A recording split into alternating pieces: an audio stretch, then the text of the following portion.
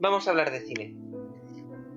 Hoy, en el podcast de hoy, vamos a dedicar, vamos a dedicarlo a uno de los grandes directores de nuestro tiempo, en la actualidad, que seguramente se quedará en la historia como uno de los grandes directores del cine, gracias a su estilo único, su dirección versátil, y es por ello que hoy Vamos a hablar de cine, al gran director Christopher Nolan.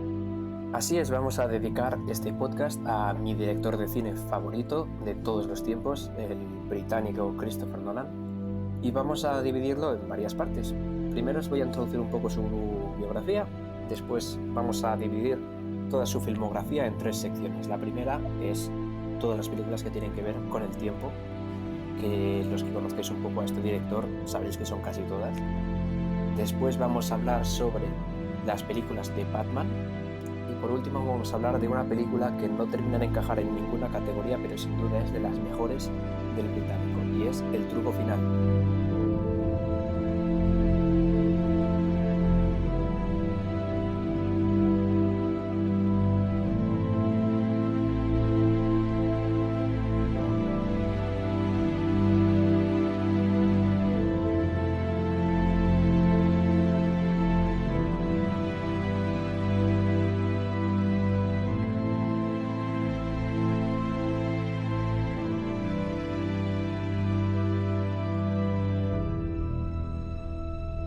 Bueno, Christopher Nolan nació el 30 de julio de 1970 en Londres.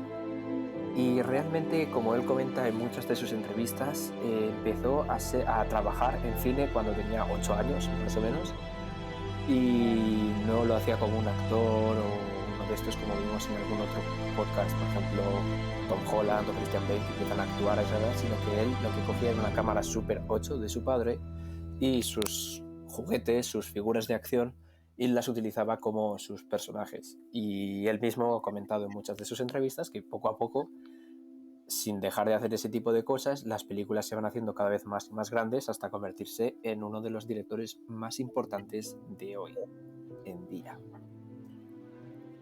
Su debut en el cine es con la película Following en 1998 y escribe a un escritor obsesionado con el seguimiento de otras personas. Vemos que en esta película empieza a trabajar ya un poco la estética Nolan, que suelen ser películas bastante serias, todas en general, y muy intrigantes. Después, para continuar un poco con la cronología de las películas que hace la conocidísima Memento, que es la película única con la que ha recibido premios a Mejor Director,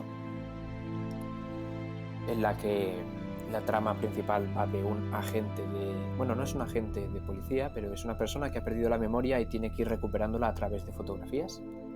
Después dirige la película Insomnia, protagonizada por Al Pacino.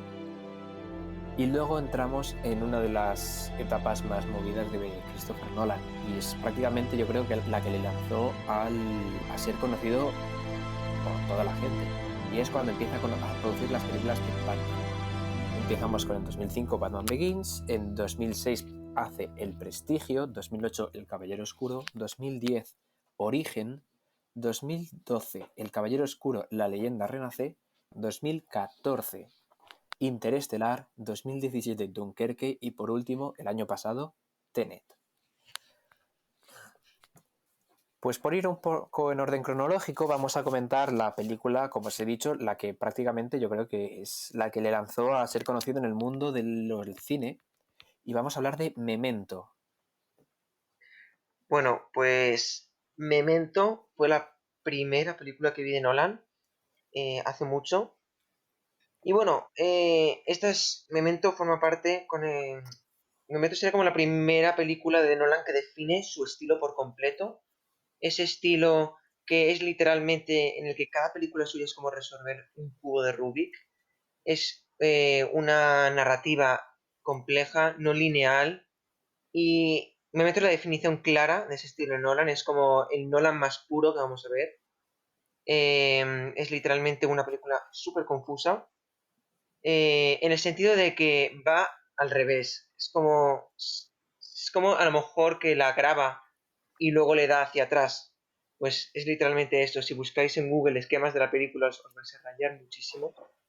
Y bueno, la película está protagonizada por Guy Pearce, que la verdad es que es un actor poco conocido y un poco infravalorado, y la verdad es que a mí me gusta mucho. Una de sus mejores películas es la de LA Confidential, que la verdad es que está fantástico, y la verdad es que en Memento se luce también. Ha sido una curiosidad, había otras propuestas para hacer del propio actor, del personaje de Leonard, como Brad Pitt, que la verdad es que hubiese estado fantástico, y Alec Baldwin, que era el favorito de Nolan para el personaje de Leonard, pero yo no lo veo mucho. No sé, tú, Alex, ¿qué opinas? Sí, yo estoy contigo. Yo creo que Brad Pitt habría sido una buena opción como repuesto al actor original, pero sin duda Alec Baldwin no tiene nada, no me pega con la estética de la película para nada. Ya, Además, Brad Pitt estaba en un momento en el que hacía películas muy, muy interesantes, que luego yo creo que durante el siglo XX ha perdido como mucho caché, es el siglo XXI, perdón, los últimos, yo qué sé, desde el 2009, 2010 hasta estos últimos años. Luego ya últimos 4 o 5 años a lo mejor ha recuperado un poco de estatus, sobre todo el Oscar que ha ganado con Érase una vez en Hollywood. Yo creo que le ha devuelto un poco la seriedad al actor, pero yo creo que había sí, perdido un poco como esa esencia que tenía a finales del siglo XX. como con Guerra Mundial Z, por ejemplo, ese tipo de películas. Sí, ese tipo de películas, sí, sí. Totalmente de acuerdo. Pero hay que reconocer que Brad Pitt hacía películas increíbles como El Club de la Lucha, Mm. El curioso caso de Benjamin Button, eh, Aparece en y Thelma y Luis. también la de, ¿cómo se llama esta? Seven, también. He Oh, trabajado mucho con fantástica, David Fincher, muy fantástica. buena, muy buenas actuaciones además, entonces. Y es Yo justo creo así. que Ha vuelto y con este renacer es que incluso se ha llevado el Oscar, que sí, sí, llevaba años sin conseguirlo. Y por este renacer así como actor serio y y haciendo mejor. películas interesantes, que también hizo la de Furia, que creo que estuvo bastante bien, no la he visto, pero por lo que dicen.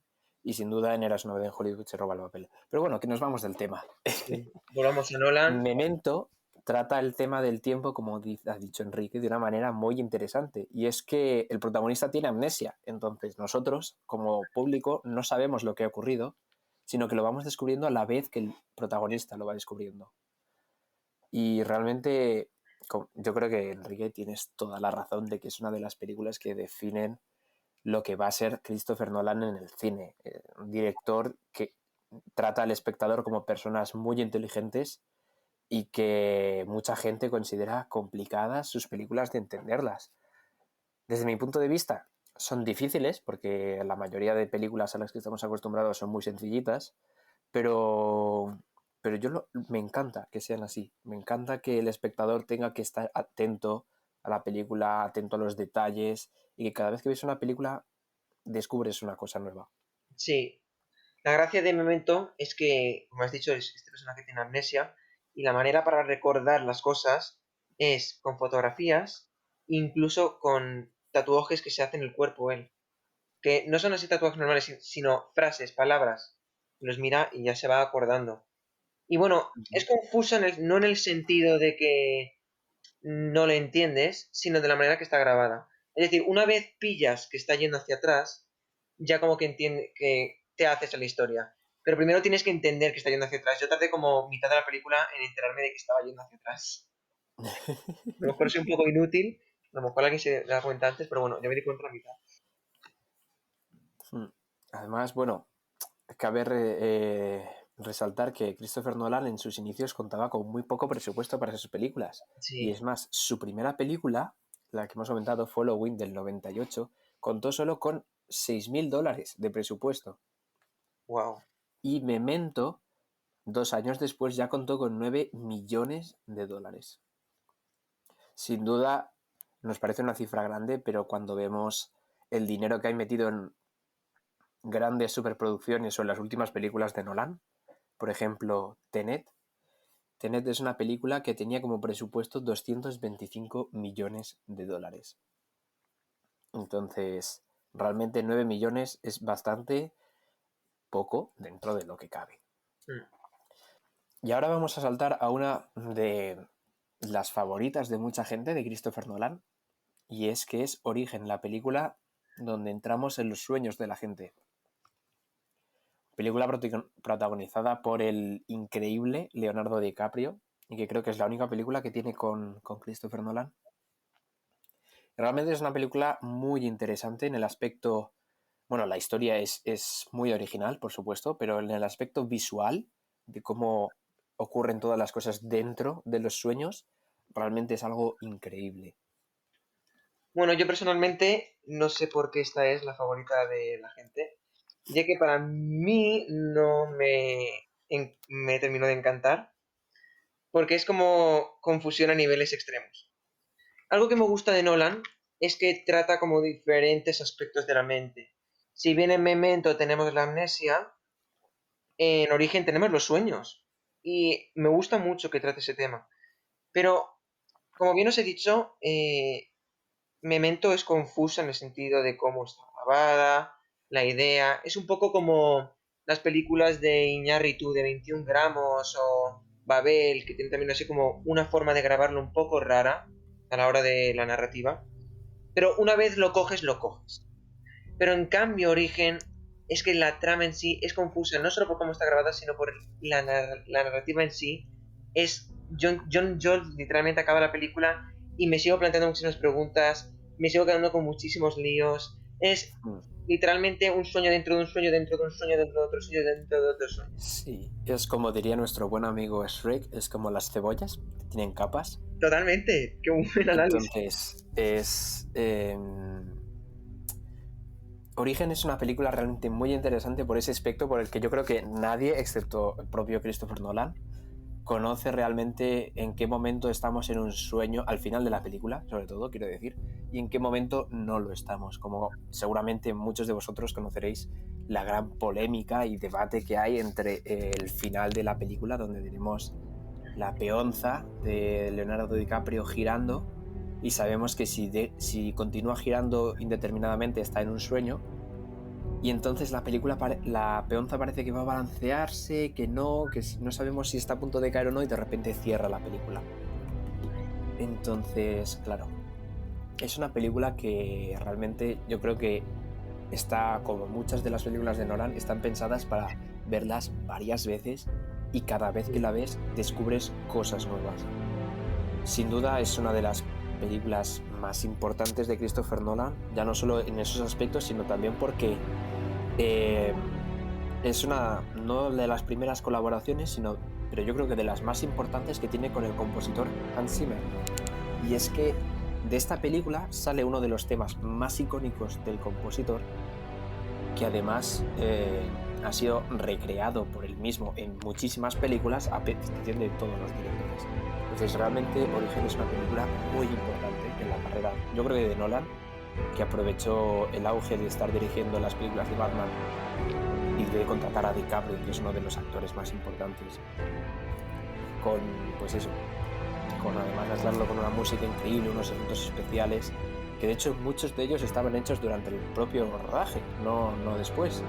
Por ejemplo, en la escena en la que están en un sueño y están como en una especie de cafetería en París y empiezan a explotar las cosas, eso ocurre realmente, o sea, no sé cómo lo hicieron, pero explotaban las cosas en el set y lo debieron grabar con cámaras que grababan en super cámara lenta, y así queda el resultado. Realmente es increíble, es una película muy buena. Claro, es que a mí lo que me pasa... Bueno, voy a cerrar un poquito lo de Origen, que quería comentar otra cosa. Es que, sí, o sea, objetivamente es una película muy buena. O sea, no creo que otros directores pudiesen hacer Origen de la misma manera que la haría Christopher Nolan.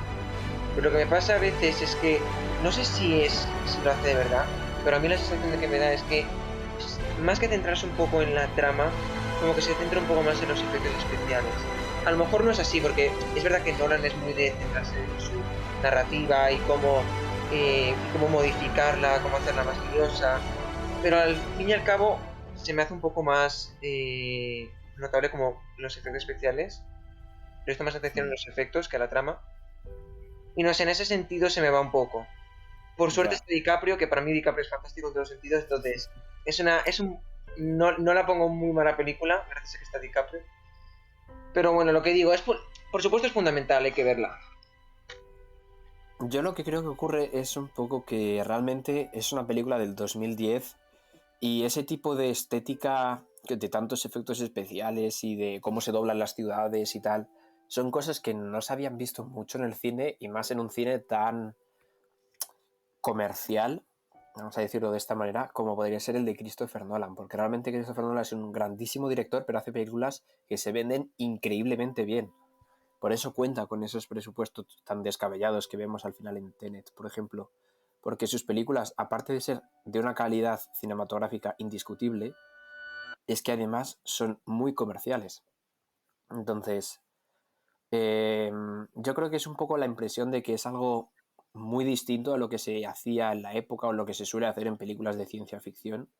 Y de hecho luego películas como Doctor Strange de Marvel Studios le copian absolutamente la estética a Origen. Entonces yo creo que realmente Christopher Nolan es un director que lo da todo por la trama, pero que luego en el aspecto visual es prácticamente un George Lucas, es un revolucionario completamente. Por eso impresiona tanto todo lo que hace. Y hablando de películas que impresionan por sus efectos especiales, vamos a hablar de una que además de los efectos especiales y además de la trama es científicamente una de las películas que mejor trata el tema de la teoría de la relatividad general. Y es que estamos hablando de Interestelar.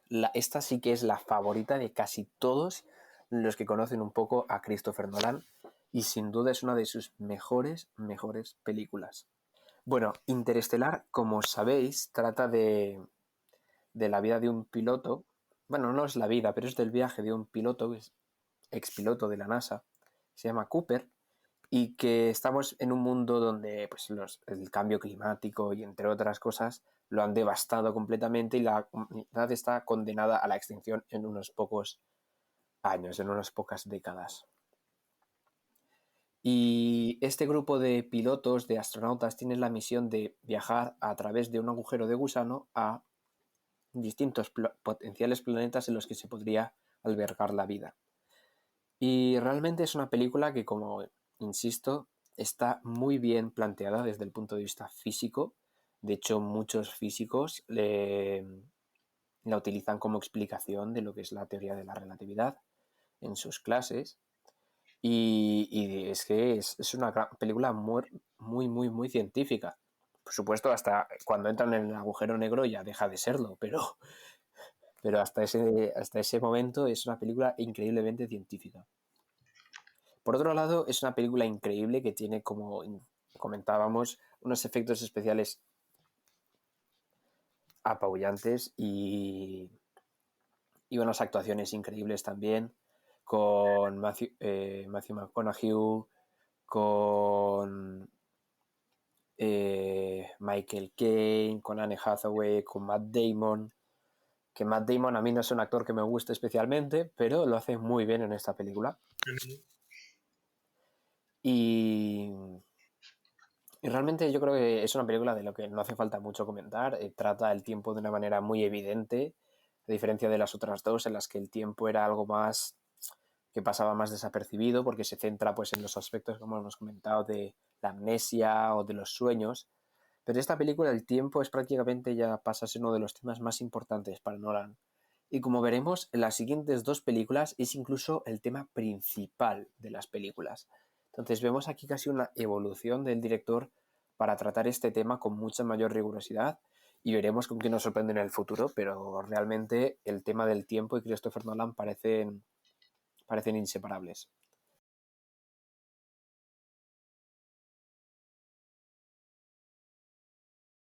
Bueno, Alex, y pasando así de Interestelar a una de sus próximas películas, que yo desgraciadamente no he visto, y literalmente es de las que más ganas tengo de ver de este director, que es Dunkerque.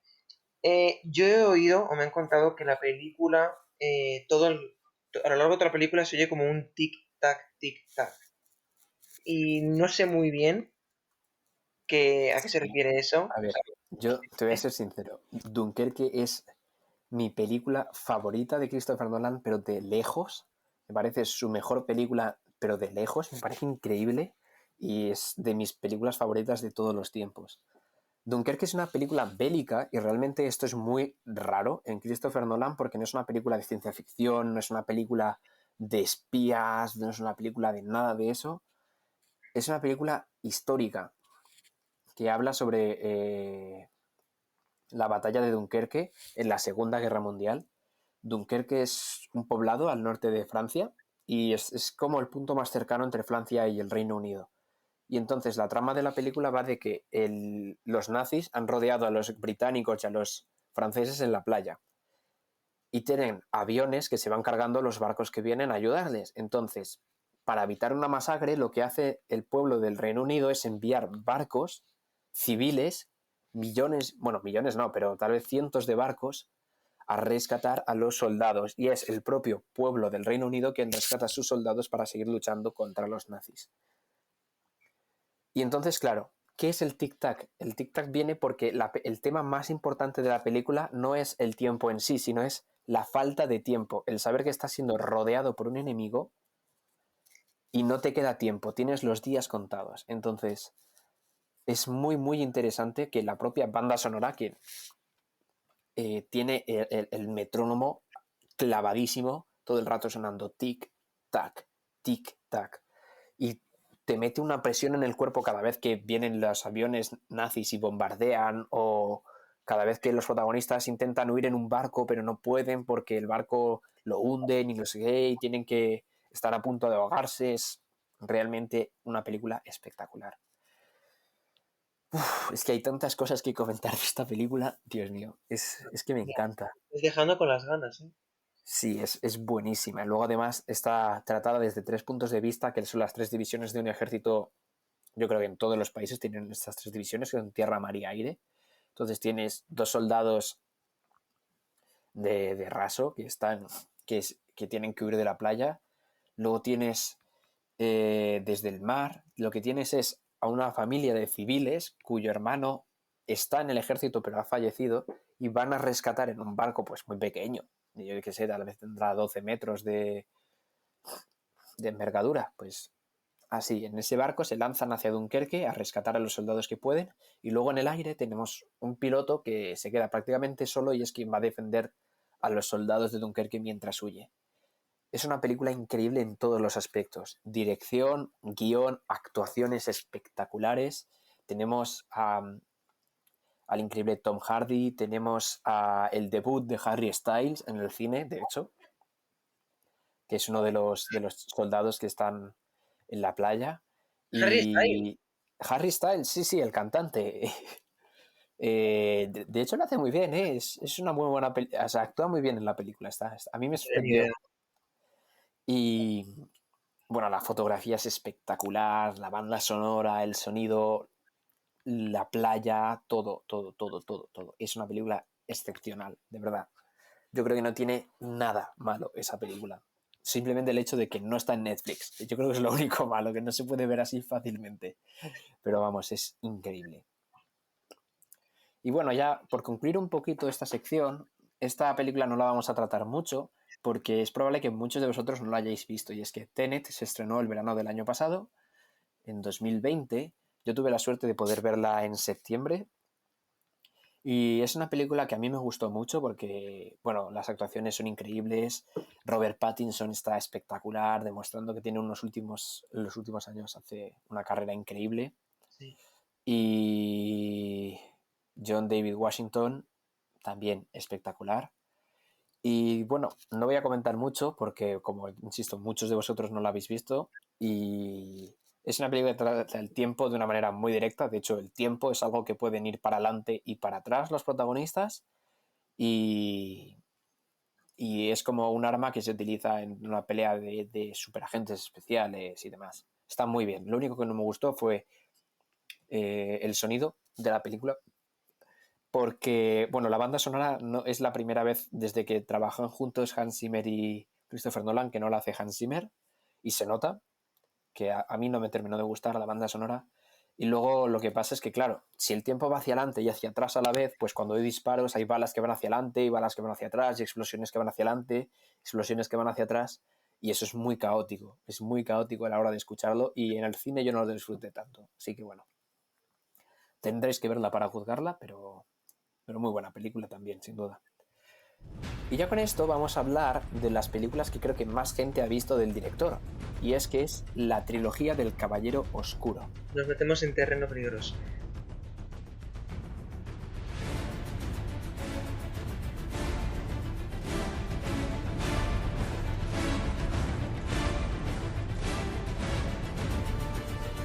Y claro, esto es algo muy curioso, que un director, digamos,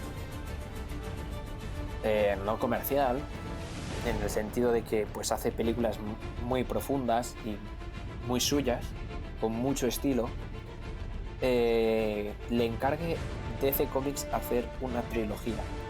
Bueno, a ver, si tomamos un poco los antecedentes de las películas de Batman, desde las 2 películas de Tim Burton, las películas de Batman que se hicieron eran bastante lamentables. Tenemos Batman y Robin, tenemos Batman Forever, que son bastante malas en general. Bueno, no puedo estar más en desacuerdo contigo. ¿Ah, no? Lanza tu ataque y ahora yo lanzo el mío. A ver, las películas que se estaban haciendo, tenemos, no recuerdo cómo se llama, creo que es Batman Forever, es malísima, por Dios, creo que es en la que está George Clooney. No, George Clooney está en Batman y Robin. Bueno, esa, en fin. Oye, vamos a hablar de cine, vamos a tener un podcast muy largo. Llegamos al punto en el que va a haber un debate. No, es que es una película... A mí me parece que las películas de Batman que se estaban haciendo eran bastante malas, y le encargaron hacer unas películas muy... Y es que hacen unas películas muy distintas de superhéroes, que se roban completamente el género. Hace algo muy distinto Christopher Nolan y... Bueno, qué deciros, las películas del Caballero Oscuro son realmente increíbles. O sea, no sé, sientan la base de lo que será luego en el futuro. Es que no sientan la base de nada, porque nadie ha imitado las películas de superhéroes tan bien. Marvel, que ha hecho 20 y tantas películas de superhéroes, ninguna le llega a la suela de los zapatos a Batman Begins, que es la mejor de las 3. Así que, no sé, realmente es que son películas muy buenas, con un elenco increíble, una trama muy original, y no sé, yo creo que son inalcanzables en ningún ambiente del subgénero de superhéroes. Ahora vengo yo. Yo, al Batman de Christopher Nolan, interpretado por Christian Bale, solo le tengo que decir una palabra, y es no. No, no y no. ¿Por qué? Yo estoy muy de desacuerdo con Alex. Las películas de Batman anteriores son millón de veces mejores que las de ahora. Y es que, para mí, Batman ante todo es un cómic. Para mí, Batman ante todo es un ser ficticio, un dibujo animado. Entonces, cuando se llevan a personajes animados al cine, hay que hacerlo bien. Hay que hacerlo muy bien. Y para mí, ¿cómo se hace bien eso? Pues que siga teniendo como, aunque sean personas animadas, que siga teniendo como ese rollo un poco cómic, un poco incluso cómico, ¿sabes? Entonces, ¿qué es lo que me pasa con el Batman de Caballero Oscuro este? Pues que se lo toma de una manera muy comercial. O sea, es verdad que los demás también son comerciales, pero como de una manera un poco más seria, un poco más oscura. No sé, no es el Batman que yo busco. O sea, una manera más Nolan de hacer las películas. No es Nolan. Y es que Batman no es Nolan. Batman no es... No, pero ¿sabes lo que ocurre? También es cierto que las películas que se hacían antes, a finales de los 90 y tal, Batman era muy distinto en los cómics a lo que era a finales de la década del 2000. Entonces, ¿Te refieres a los cómics, no? en los propios cómics, Batman se va volviendo cada vez mucho más oscuro. De verdad, Y en los últimos 10 años, desde el 2010 más o menos, siempre se le ha hecho los últimos cómics súper un tío duro, casi indestructible, súper serio. Y cuando...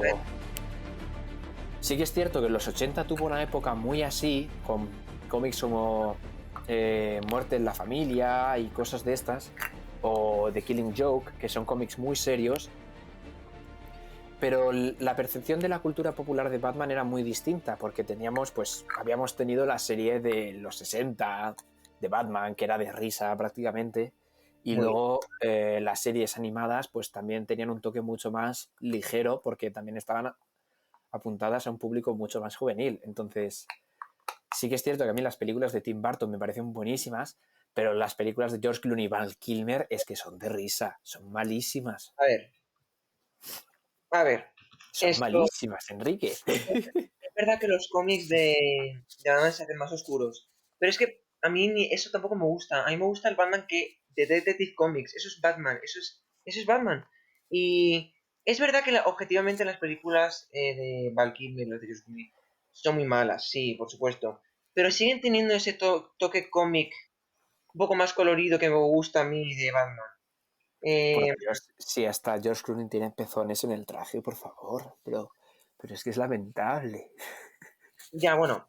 A ver, es verdad que a lo mejor esas son las mejores, pero por ejemplo, para mí, como Michael Keaton, no va a haber otro Batman en la historia. Las películas de Batman de Tim Burton, con Michael Keaton haciendo Batman, son las mejores. Sí, estoy de acuerdo. Si yo lo que digo precisamente es que tras las películas de Batman Forever y Batman y Robin, que son malísimas, DC Comics necesitaba salvarse económicamente y entonces decidieron tirar con Christopher Nolan, que tenía bastante tirón en los últimos años, pues eso, con Memento, que había hecho una muy buena película y efectivamente Memento, Insomnia, que habían sido muy buenas películas. ¿Y qué ocurre? Que se la dan a un director que había hecho 3 películas, pero que ya tenía mucha identidad en el cine y hace 3 buenísimas películas, las 3 mejores películas objetivamente hablando de superhéroes de toda la historia. Mira, para mí, vamos, yo creo que me voy a convertir en una persona muy odiada por la humanidad, con lo que voy a decir ahora mismo. Para mí, el mejor Batman es Michael Keaton. Prefiero a George Clooney y a Val Kilmer que a Christian Bale como Batman. Es muy fuerte lo que estoy diciendo, pero lo digo en serio. Porque es un rollo más Dios cómic, mío. es un rollo más Batman. Yo lo veo más Batman. No, Y, yo no. vo- Pero y bueno, yéndonos a Joker, lo siento, no me gusta Heath Ledger como Joker. Esto es probablemente... eh, a eh, mí me gusta Heath Ledger como Joker, pero yo creo que Jack Nicholson es muchísimo mejor. muchísimas gracias. Eres la única persona, aparte de yo, que dice eso. Bueno, a ver, es que sinceramente yo creo que casi ningún actor puede competir con Jack Nicholson, entonces Gracias. Es que es uno de los mejores actores de la historia. para mí, para mí Joker, increíblemente, es uno de los personajes más difíciles de interpretar. No, sin duda, es súper Y difícil. tiene como esencia Joker. Y a Heath Ledger le veo como niveles más oscuros de Joker. Y Joker es como un tío que está totalmente zumbado, que hace cosas, Claro, cosas es raras que en cualquier momento. Y Jack Nicholson tiene como más esa esencia random de Joker. Incluso sí. Joaquín Phoenix tiene su punto. ¿Sabes lo que ocurre también? Que es que pasa lo mismo que con Batman, que el Joker en los cómics de los 80 no tiene nada que ver con el Joker de los cómics del año Ya, 2010, totalmente. 2009. Y de hecho, en los últimos años DC Comics ha hecho como una serie en la que explicaba que realmente había como 3 Jokers en vez de solo uno y que tenían como 3 personalidades muy Es distintas, como verdad. para explicar el cambio que ha sufrido el personaje y tal. Y bueno, yo creo que Heath Ledger hace un papel increíble, está espectacular, pero Jack Nicholson es sin duda muchísimo mejor Joker y muchísimo mejor actor que Heath Ledger. O sea, eso no hay discusión. Las películas de Batman de Christopher Nolan sin duda han sido algo que ha marcado su etapa como director porque, insisto, son las películas que han hecho que tengan reconocimiento mundial prácticamente. Que sí, Interestelar, Origen, tal, todas esas son increíbles y le han ayudado muchísimo, pero vienen después de las de Batman. O sea, la gente empezó a consumir el cine de Nolan masivamente con las 3 películas de Batman y eso es un hecho. Y bueno, realmente yo creo que también le marcan un poco como director en el aspecto de hacer muchas escenas, trabajar con muchísimo presupuesto, porque comparando un poco el presupuesto que tenía Batman Begins, que es de 150 millones de dólares, y el presupuesto que tenía la película anterior que hizo, Insomnia, que es de 46 millones de dólares, y la película anterior, que es Memento, que eran 9 millones, pues vemos que el salto de dinero que tiene de presupuesto de Insomnia a Batman, perdón, de Insomnia a Batman Begins es realmente grande. Sí. Y yo creo que le sirve muchísimo trabajar con tantísimo dinero para explorar conceptos de efectos especiales en el set increíbles. Por ejemplo, la escena en la que en El Caballero Oscuro el Joker vuela al hospital, revienta en un hospital, bueno, no un hospital, pero un edificio de verdad. No es una maqueta, ni son efectos especiales. Lo vuelan en serio. O en la que hay un camión que no sé qué ocurre y como que da una vuelta de campana. Eso lo hicieron con un camión de verdad. Entonces, se nota que Christopher Nolan utiliza también estas películas ya no solo como para darse a conocer, sino para explorar cómo es ser un director con muchísimo presupuesto en el sentido de todos los efectos prácticos que pudo hacer. Y realmente esto le marca luego muchísimo en el resto de sus películas.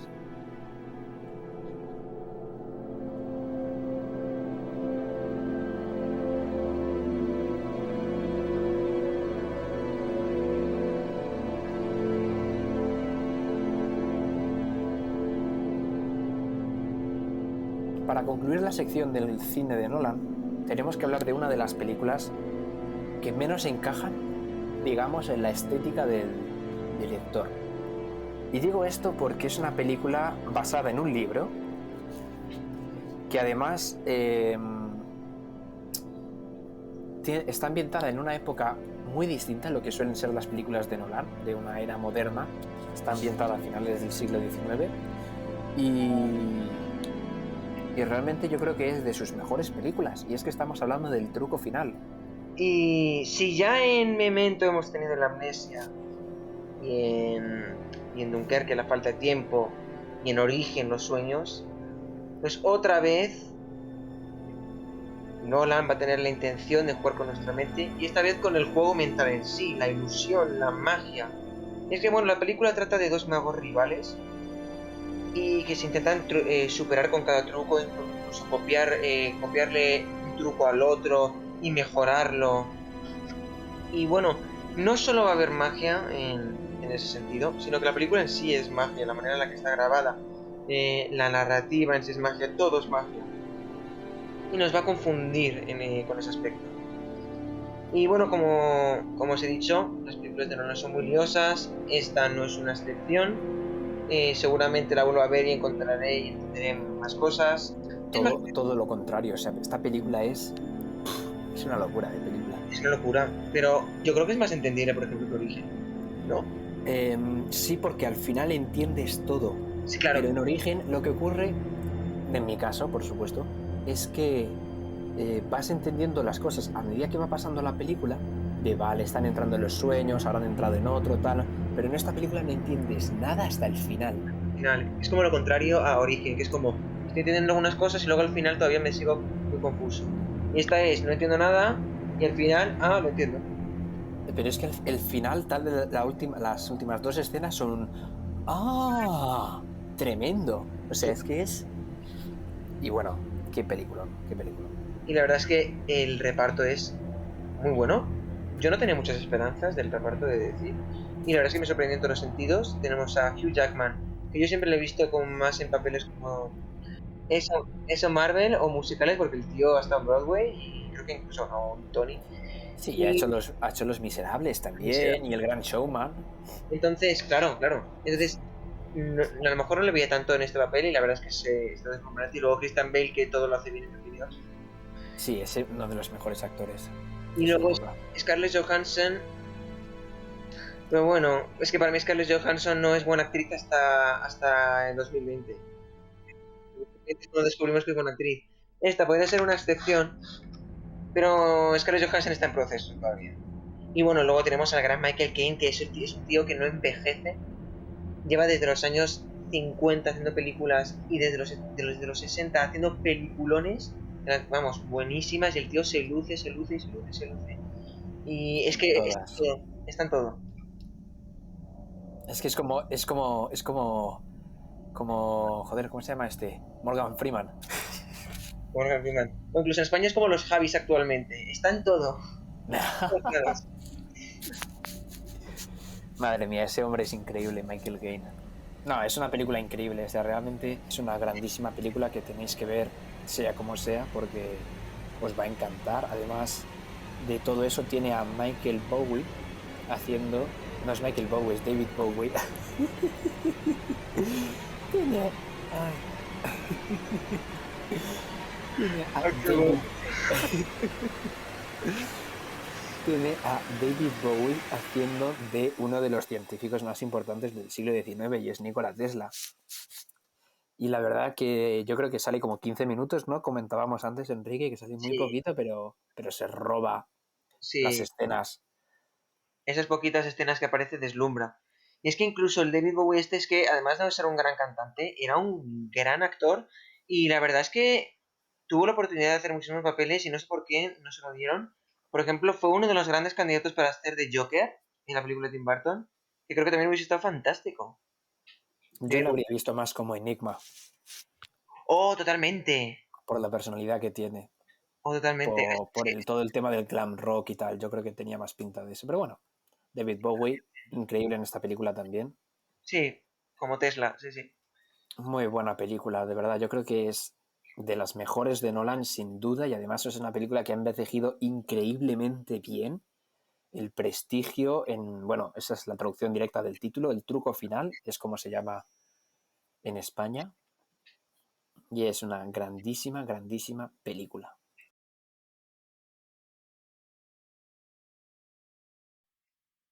Y bueno, Alex, para finalizar esto, si tuvieses que quedarte con una película de Nolan y recomendársela a nuestros oyentes, ¿cuál No, o sea, ya sabéis que mi película favorita de Nolan, creo que lo he dicho como 10 veces cuando he hablado de ella, es Dunkerque. estaban Yo creo 11? que si tenéis que ver una película de Nolan, que sea Dunkerque, y luego si tenéis que ver otra, El truco final. Yo Sí, creo que yo me, esas dos resumen muy bien Nolan. yo me quedaría con el truco final y con Memento. Yo creo que Dunkerque es que son dos películas que, si bien no tienen nada de esta trama de agentes, de espías, de peleas, de tal, que solemos ver en Nolan, yo que sé, en Tenet, en Origen, realmente son películas que es que son de las mejores del director y que su estilo es muy puro en las dos películas. Entonces yo creo que realmente son dos películas espectaculares. Y bueno, que es que no sé qué comentar. La estética es increíble. Además son dos periodos de Nolan muy distintos porque no trabajaba ni con los mismos compositores de música ni con los mismos directores de fotografía. Es más, para el prestigio trabaja con el director de fotografía Wally Pfister y con la música de David Julian. Sin embargo, para Dunkerque ya trabaja con el director de fotografía con el que lleva trabajando varios años ya, que es Hoyte van Hoytema, que no sé si se pronuncia así su nombre, pero yo lo digo así, y con Hans Zimmer, que es con el compositor de música con el que más tiempo ha trabajado. Entonces son dos etapas muy distintas en Nolan, pero son dos de sus mejores películas, así que yo os las recomiendo al 100%.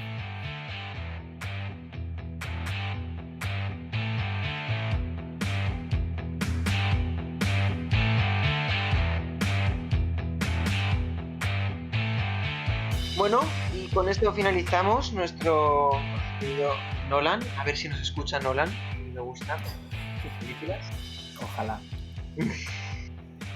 Y contrata a Alex como guionista para que sea una película. Eh, Mira, si conozco a Christopher Nolan me muero. Literalmente le doy la mano y fallezco. a mí me va a ser lo mismo con Lady Gaga. Bueno, y con esto vamos a dar paso. Y bueno, vamos a dar paso. Nos vemos en el siguiente programa de Vamos a hablar de cine, donde hablaremos de un tema que probablemente sea de mis temas favoritos en el mundo del cine, que son las actrices clásicas de Hollywood. Así que repasaremos algunas de las mejores y más grandiosas, icónicas mujeres que han estado en el cine de los años de Hollywood. Y bueno, nos vemos.